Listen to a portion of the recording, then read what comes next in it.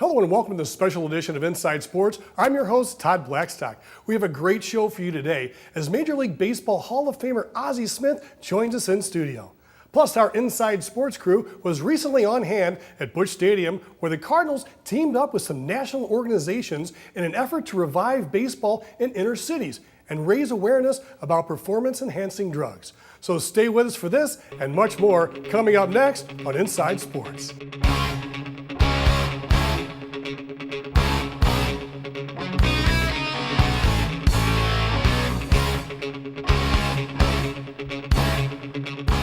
Our featured guest today was a 15-time All-Star.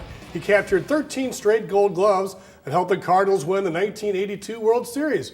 His number one is retired by the St. Louis Cardinals. And this time we'd like to welcome Ozzie Smith to Inside Sports. Ozzie, thank you so much for joining us today. Todd, thank you. Thanks for having me. Gosh, I remember the Ozzie Smith talks in the late, I guess in 1981, Gary Templeton had a little fallout with the St. Louis fans and did something unruly, and Ozzie, Whitey kind of tackled him, grabbed him into the dugout, and we knew Gary's days were probably done as a St. Louis Cardinal. Your name started coming up, people were excited, and at some point, I knew there was a no trade clause in your contract, but negotiations went on. At what point did you decide the Cardinals were going to be the right fit? Well, I knew that when Whitey came out to San Diego at that particular time that this was probably going to be the best place for me because as athletes, we always want to be in a place where you're going to feel wanted. And certainly I had worn out my welcome there in San Diego from a negotiating standpoint. And when Whitey came, he was unaware of the fact that I did have a no-trade clause in my contract, and that was the only thing that held it up. And we were able to work through that because he gave me the opportunity. He told me that if I came and played for the Cardinals and I didn't like it, I could become a free agent at the end of the year. And that was the way that we got around the no-trade clause in the contract because everybody else that had no-trade clauses in their contract, I had watched those guys get compensated for having a no-trade clause or they were able to get something out of the deal. And that's the way we were able to work around it. We worked around it. He told me that if I came and played and I didn't like it, I could become a free agent at the end of the year. But if I liked it, then we'd probably end up signing a long-term deal, which we did. And you might be the centerpiece of a World Series champion as well, so you were one of those big pieces. What a special year 1982 was. Things all came together. You had characters like Joaquin Andujar and guys on that team. Rick Horton told me you used to like to play around with Joaquin and give him a hard time. You have any good Joaquin stories for us? He was definitely scared of snakes. Well, he shouldn't have let me know that. But Joaquin was one of those characters that this was probably one of the only places that he could play because he was one of those guys that always garnered a lot of attention and needed that pat on the back all the time. And we were a group of guys that said, hey, you know what, if you want to be a part of it, you can be a part of it. If you don't, we don't need you, So ignoring him, I think, was the way that we were able to get his attention and keep him focused on what his job was every day. And he did a wonderful job for us. He was a good pitcher and turned out to be a great teammate. We had a lot of fun. That particular group of guys was very, very special. Anytime you have a chance to go through a 162-game schedule and then end up winning the World Series, it's a special group. One tough Dominican. Then in '85, the Cardinals go back. You win the NLCS. That's obviously the go crazy, folks. You were the MVP of that series. Things didn't work out, obviously, in Kansas City with the Don Dinkinger ruling. Then back again in '87, and then there was some more controversy in '87 as well. So you made it to 3 World Series, won one, but the '85 and '87 were very interesting series. They got away. I mean, '85 certainly got away, and I think the thing that more than anything, and I was just in Kansas City, last week actually, and the Don Dinkinger, the call, and everything came up. But I think more than anything, the reason that we got so upset as a group was because he didn't ask for any help. If you ask for help and the other guys say, hey, we saw it, and whatever decision you come up with, but he didn't ask for any help. And I think that was one of the reasons that Whitey got tossed and Joaquin got tossed, the fact that we didn't have instant replay. If we had instant replay, we could have gone that route, which I think is one of the reasons that we don't see a lot more arguing in the game today is because of instant replay, which I always thought was an interesting part of the game, seeing a manager go out and plead his case. It was a different era in baseball. Back then, you played in the cavernous Busch Stadium, and Whitey sure tailored that team to have fast outfielders, fast running, and there was a lot of stolen bases back then. Yeah, he actually, I think he actually started that in Kansas City when you think about it. Willie Wilson. Yeah, with Willie Wilson and guys who could cover a lot of ground. You have to have that in a National League ballpark because they were so much more spacious.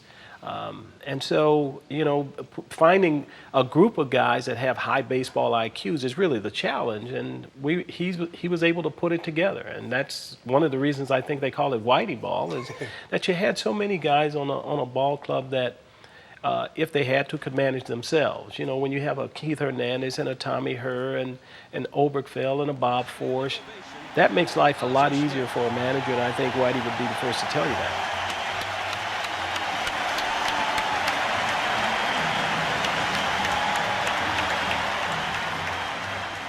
After your career, your number one was retired by the St. Louis Cardinals. You went into the first Cardinals Hall of Fame. But you were a first ballot Major League Baseball Hall of Famer. I think 91.7% of the writers voted you in.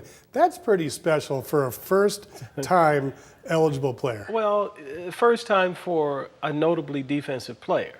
I was notably a defensive player, and to be able to say that you garnered 91% of the vote on your first time is very, very special to me.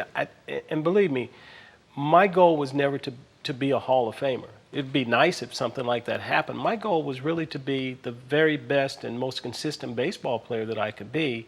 And for young people out there watching this, it's all about applying yourself every day and knowing that no success is going to come without some blood, some sweat, and some tears, and you're only going to get out of it what you put in. And so I worked extremely hard at being the very best that I could be. I asked myself every day when I left the ballpark, did I do the very best that I could do that day? That didn't mean we won, but I know that I didn't leave anything on the field. I didn't take anything for granted, and fortunate for me, it landed me in the Hall of Fame. We mentioned your 15 All-Star games, 13 consecutive Gold Gloves, World Series championships, but you got up to almost 2,500 hits. I remember when you hit the 2,000 mark, I was at that game. 28 complete games and a 1.12 ERA. On the right field line, a long way to go. Benzinger can't get it, he runs by the ball. Ozzie Smith with hit number 2,000, and he stands at third with a triple. History right here for Ozzie Smith.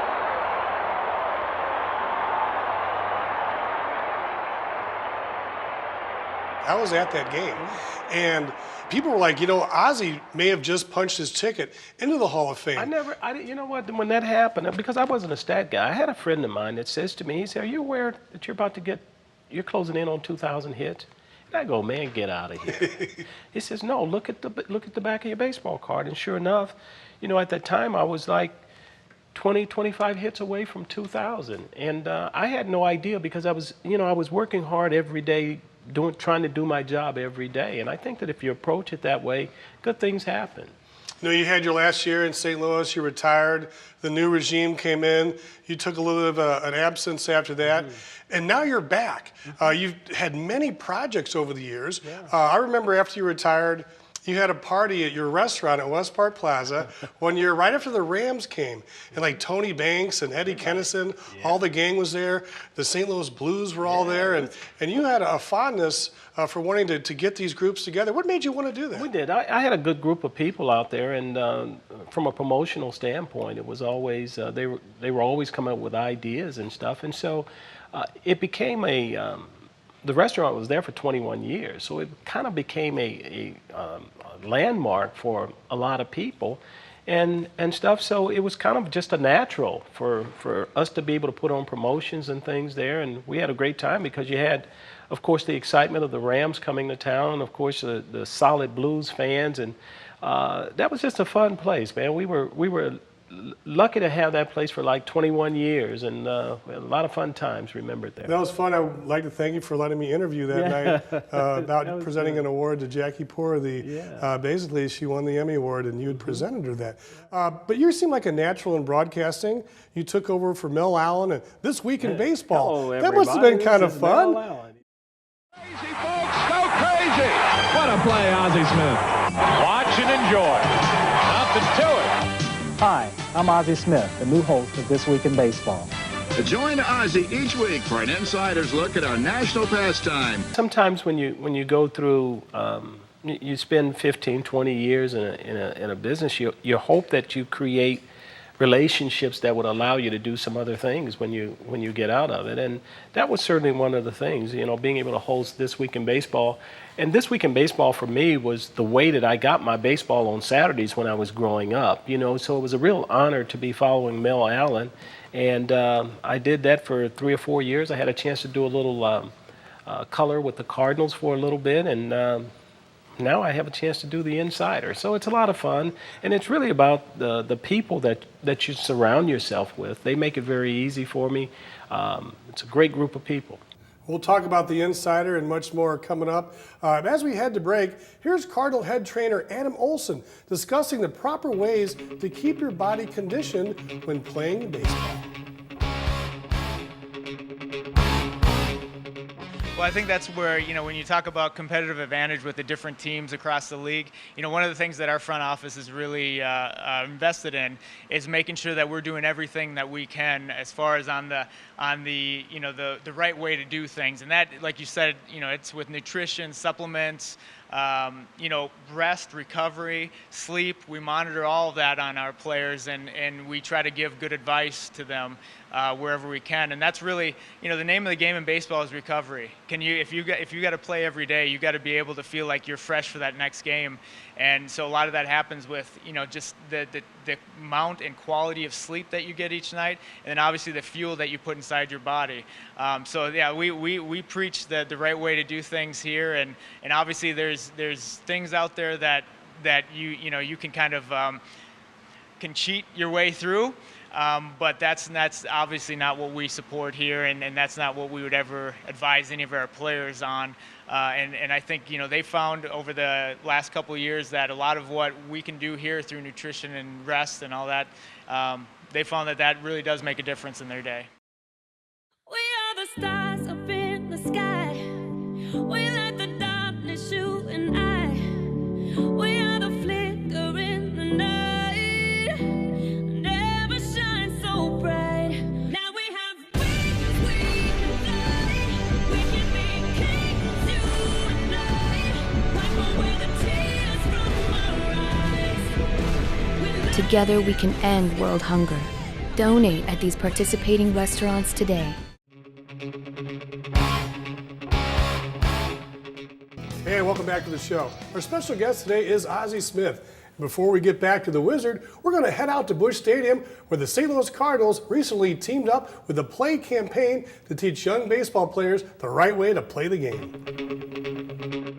But it's a pleasure to be here, and especially with the Play campaign, which is promoting a lifetime of activity to youth, an initiative of the Professional Baseball Athletic Trainer Society, or PBATS, and we just are so grateful for their participation.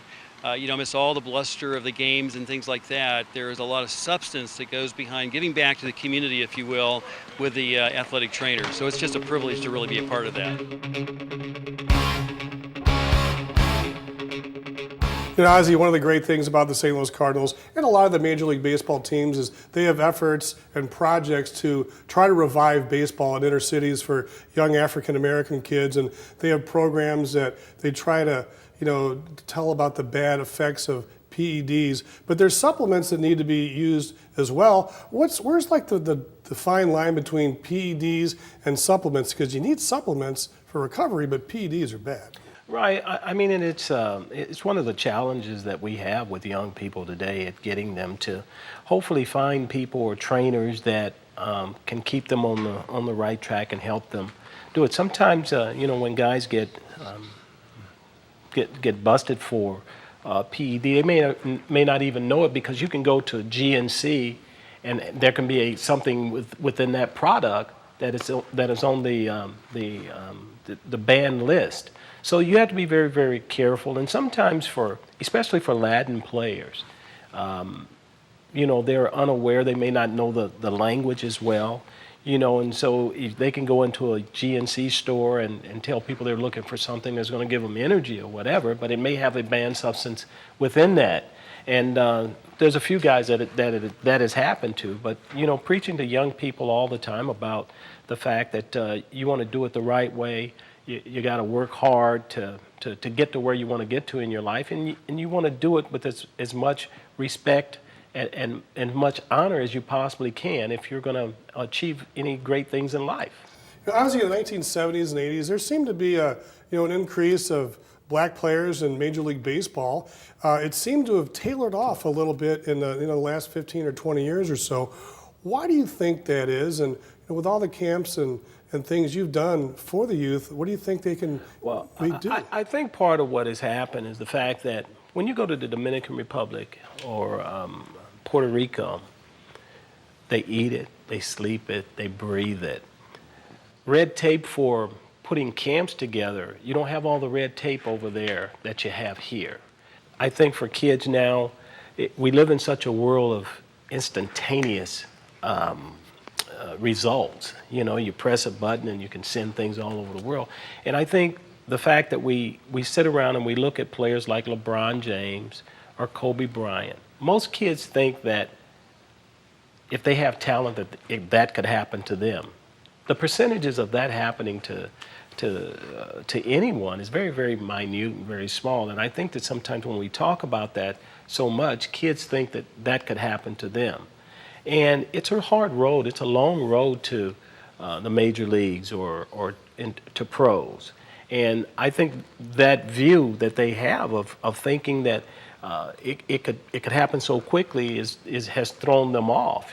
So that's why you see a lot of kids that used to play baseball, they go to basketball, they go to football, looking for that quick fix, and it's not there. If you're going to be a big league player, you're going to have to. Most of us going to have to go through the minor league system. You're going to have to spend some time in the minor leagues learning your craft before you make it to the big leagues. And I think that kids just don't have the patience and the time to accept the fact that you've got to go through. There's got to be that blood, that sweat, and that tears. When you compare, I know basketball, it's tough to break in. You've got to be a certain height, and there's only 10 or 12 guys on each team. In the NFL, the contracts aren't guaranteed, short careers. Guys like Brian Jordan, Deion Sanders, they found ways to make extra money. Baseball would seem to be the route to go if you want to have a long career and make some money. Well, they probably, travel and stuff too. It's kind of hard because most kids in the inner cities come from broken families where you only have one, usually the mom or grandmom, someone who is the head of the family. So getting back and forth. You have to have someone, a coach or a friend or a family member that works together to get the kid to and from practice and stuff, so it becomes very, very complicated. Whereas in the Dominican Republic, as I said, they know that it's a way out. So from the time that they're 4 or 5 years old, they put a ball in their hand, they put a bat in their hand, they put a glove in their hand, because they know that if they stick to it, then the earlier you get them acclimated to it, probably the more successful, the better the chances of being successful are. One guy that's gone through the minor leagues and come up now into the Major League Baseball is Paul DeYoung. A guy played your position, shortstop for the St. Louis Cardinals. What do you think about Paul? I know you told me earlier that you've met him. Looks like he's got a great upside. But 1 year ago, Aledmus Diaz was an all-star shortstop. Now he's in the minor leagues. Yeah, it's a very humbling experience, and I think that when I first saw Paul down in spring training, I realized he had good hands, he had good feet, and it was just a question of whether or not what type of offensive player he's going to be. But we certainly see that he's a great offensive player, and I think that his consistency every day at making the routine play, which is what I would stress to any young player. make that routine play every day, and great plays will take care of themselves. Let's go back to Busch Stadium right now and check in with Paul DeYoung. 15 games, this spot in the lineup. Ground ball left side, DeYoung, gloves, long throw to first. Wow, what a play! Paul DeYoung! For a 7 o'clock game, I'll get here about 2 o'clock, and I go through my routine of, just stretching out. Sometimes I'll lift, hitting the cage, come out here, do my work on the field, and then, eat, take a hot tub, get ready for the game, and, roll out here about 6:45 for a 7 o'clock game, stretch and play the game. But, I'm very routine oriented. I pretty much do the same thing every day, just kind of mundane and tedious, but that's how it goes. There's a whole lot involved other than just the ball game. Yeah, and to play 162 games a year, you got to really be in good shape. So that's why you got to lift a lot still. Most of the guys still lift. Just try to stay in shape. But yeah, we're here 2 o'clock, 3 o'clock for a 7 o'clock game, and then 3-hour game, and we're here for a while. Yeah, Ozzie, it's neat to see Paul DeYoung out there, a rookie, helping out these young kids from the Matthews Dickey Boys and Girls Club and other little, camps and organizations from around town. So big kudos to him. The Cardinals have always been great at working with the community and being such a big part of the community. And they understand the importance of probably the most important thing in life is the ability to give back, and the Cardinals certainly do that. Certainly, and you look at some of his statistics as a rookie, he's got some nice power numbers. As your career was, in full bloom, after you worked with Whitey Herzog, your batting average started going up. You started getting a lot of hits, started hitting the ball into the ground, and the next thing you know, you win the 1987 Silver Slugger Award for best hitter at your position. Well, I was given the opportunity, and sometimes it's just about being given that opportunity. And my defensive prowess allowed me to remain at the big league level to learn the art of hitting, which wasn't easy when you're facing Nolan Ryan, Fergie Jenkins, Tom Seaver. The list just goes on and on of those guys that are all Hall of Famers. And so, I have to thank Whitey and the whole staff for allowing me to remain at the big league level to learn the art of hitting, from Chuck Hiller to Dave Ricketts to Hal Lanier and everybody that took part in throwing batting practice and spending time with me in the batting cage. All of those people had a hand in helping me become an offensive player and have a better understanding of the type of offensive player I was going to be. You're a player under Whitey Herzog. He's the boss. It's funny now, here come 20, 30 years later, you're working at Fox Sports Midwest, and, now you're interviewing Whitey Herzog. I saw a recent episode. I'd hitchhiked to Sportsman Park to watch the Browns or the Cardinals play. I even brought baseball to school. I bet I did a book report on every chapter of the greatest baseball heroes. I learned to fish, have fun, work hard, never be late, enjoy cold beer, and play ball. Man, did I ever want to be a ball player. I'd say things turned out pretty good. Red, did you ever think that you'd be animated? No, I tell you, I'm getting a kick out of them cartoons. They've done a great job, and every one of those cartoons remind me of something. I may have not made the team if I had went to a big school like in St. Louis or somewhere, because when I signed my first contract, I was 5'9", 155 pounds. And later on, 2 years later, I kind of matured a little bit, and I weighed 185, and that's about like everybody was in those days, Ozzie. I grew up to be about 5'11 and a half, 6 foot, and 180 pounds. That's the same thing as Willie Mays, same thing as Stan Musial. We were all the same size, except Babe Ruth. All right. You want to take a look at the second one? Yeah. What was it like to interview Whitey after playing under him? You can probably imagine. He just put a mic out there and let him go. Whitey is one of those very colorful people in the game, and much like a lot of the managers, like Tommy Lasorda, those guys have stories, and the amazing thing about all of them is their memory. Their memory of certain instances, certain days, certain dates that they remember, and I think that's one of the most intriguing parts of sitting down and listening to those guys talk about the game that we all love. And so talking to Whitey or talking to Willie and all of those guys, because of the experiences we had together, it's very easy.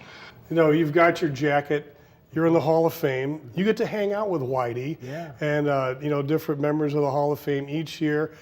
Is it getting more special each year, Ozzie? Or tell us about going to Cooperstown. It's always special when you have a chance to rub shoulders with the game's greatest. And I never took it for granted because I never considered myself one of those guys. And to be a part of that now and to just sit there and be amazed at, I can remember the first time, my first time going there, I look back and there's Willie Mays. There's Sandy Koufax. All of these people that I grew up watching as a kid growing up in Southern California. And now, I'm considered one of them. There's still levels, there's still levels of Hall of Fame too. And, there's royalty, like Hank Aaron. Gee, that's the Hammer sitting there. And they're looking over saying, there's the first ballot Hall of Famer, Ozzie. Well, I don't know what they're saying, but I know I'm sitting there saying to myself, wow, this is very surreal. And each and every time that I go back there now, I feel proud of what I was able to accomplish over a 19-year career, and the fact that I can wear a little pin that says Hall of Fame. So it's pretty neat. That's got to be pretty special, Ozzie. Yeah. Lots of stuff to talk about. You do a lot of great things in the community. You've done it for many years, and recently you started a new project. Can you fill us in? Oh, the IMAC Regeneration Center. About 3 years ago, I met some guys from Paducah, Kentucky, who claimed that they could make me feel better. My shoulder, I'd had surgery on my shoulder, and they said, hey, we can fix it, we can make it feel better, and you can play more golf. So I took a trip down to Paducah and had some PRP done on my shoulder. It worked so well that they asked me if they opened a facility here in St. Louis, would I be willing to partner with them? And now, a year and a half into this project, we opened the Ozzie Smith IMAC Regeneration Center, which is on 141 and Olive. And yesterday, we opened the satellite center so that the patients wouldn't have so far to travel that come from St. Charles. Awesome. Yeah. Well, any other thoughts? I did want to ask you about the flip. Because you had a gymnastics background, you started doing it, and I remember an opening day and in the playoffs, everybody looked forward to the flip. Ready for the flip, and we're ready to start the season. Here we go. The 40-year-old shortstop. Let me say this here right off. No, I don't do it anymore if you're going to ask me. Not intentionally anyway, but real quickly, I tell people that when I grew up in Southern California, I lived across the street from a wood factory. So I used to go over and tumble in the sawdust. We used to take a plank and put between the stacks of wood where they built pallets and use that as our diving board. And then on Thursdays, we used to go to what they call the family fun centers where they had trampolines in the ground. And I used to tumble over the concrete, flip over the concrete onto the other trampoline, crazy things as a kid. And when I got to the big leagues in 1978, we had to run 2 miles after we finished working out. And I wasn't very fond of running, especially long distances. So I was at the back of the pack, and I had Gene Tennis, I had Raleigh Fingers, I had Gaylord Perry and Dave Winfield, who all gave me a hard time about being the rookie and being at the back of the pack. So to show them I wasn't tired, I did a round-off backflip. Gene Tennis had girls that were involved in gymnastics at the time, and he wanted me to show them that I could do that at some point in time during the season, which I wasn't able to do. So the final day of the season, which was Fan Appreciation Day, he and the PR guy thought it would be a great idea for me to go to do it on my way out to my position. Now, in San Diego, the entertainment was the chicken. And I certainly didn't want to try and show up the chicken.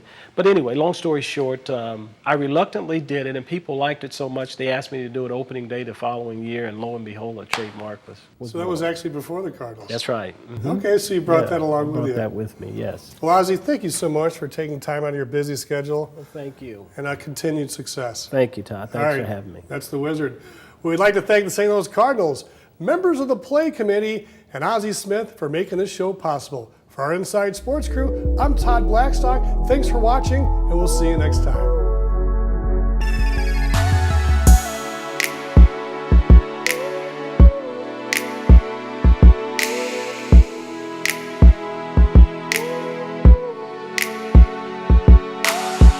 The season, here we go. And this is the land.